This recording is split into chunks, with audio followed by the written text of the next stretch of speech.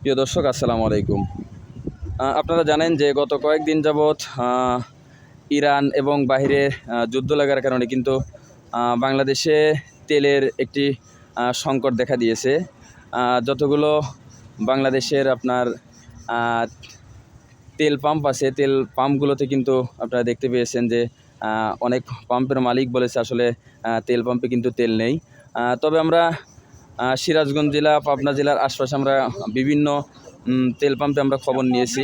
সেখানে কিন্তু আমরা দেখেছি যে কিছু কিছু তেল পাম্পে তেল আছে, আবার কিছু কিছু তেল পাম্পে কিন্তু আমরা তেল পাইনি। যেমনটি আজকে আমরা এসেছি হচ্ছে পাবনা জেলার অন্তর্গত বেড়া উপজেলায়। এখানে আপনাদেরকে যদি একটু দেখাই যে এখানে যে একটি তেল পাম্প রয়েছে, এখানে কিন্তু তেল পাম্প চালু রয়েছে। এখানে হোন্ডা ড্রাইভার যারা আছে তারা কিন্তু এখান থেকে তেল নিতে পারতেছে।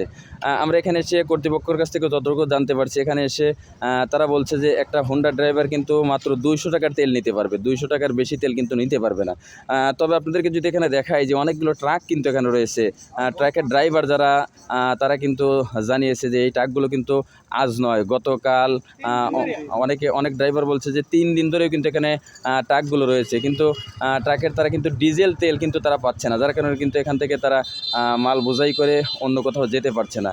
তেল পাম্পগুলোতে কিন্তু তেল নেই। দেখতে পাচ্ছেন যে এখানে কিন্তু লোড ট্রাক আমরা দেখতে পাচ্ছি। চলুন আপনাদেরকে কয়েকটি ট্রাকের ড্রাইভারের সঙ্গে কথা বলে আমরা একটু জানার চেষ্টা করি যে আসলে তারা তেল পাচ্ছে না নাকি এখানে ট্রাক কতদিন যাবত এখানে আছে সেটি একটু জানার চেষ্টা করি। আসসালামু আলাইকুম। ওয়ালাইকুম আসসালাম। যে আসলে আপনি কি ট্রাকের ড্রাইভার? হ্যাঁ, আমি ওই যে সামনের গাড়ির ড্রাইভার। আজ ওখানে পরশুদিন অর্থাৎ আজ 3 দিন 3 দিন বিগত 3 দিন এখানে গাড়ি স্থায়ীভাবে রয়েছে। আসলে আপনার ট্রাকের তেল নাই? না, ট্রাকে তেল নাই, তেল নেওয়ার জন্য এখানে গাড়ি। এখান থেকে কি বলতেছে আসলে তেল? এখান তো বলতেছে তেল নেই। তাহলে আপনাদের যাওয়ার কোনো উপায় নাই এই মুহূর্তে? তেল ছাড়া গাড়ি চলে। প্রিয় দর্শক, আপনারা শুনতে পেলেন যে ট্রাকের ড্রাইভার যারা, এখানে কিন্তু অনেক ড্রাইভারই এখানে আছে, পাশাপাশি অনেকগুলো গাড়ি কিন্তু আছে। আপনাদেরকে যদি একটু দেখাই, পাশাপাশি হোন্ডা কিন্তু রয়েছে, হোন্ডায় কিন্তু তেল দিচ্ছে আমরা যেমনটি এখানে এসে জানতে পারছি।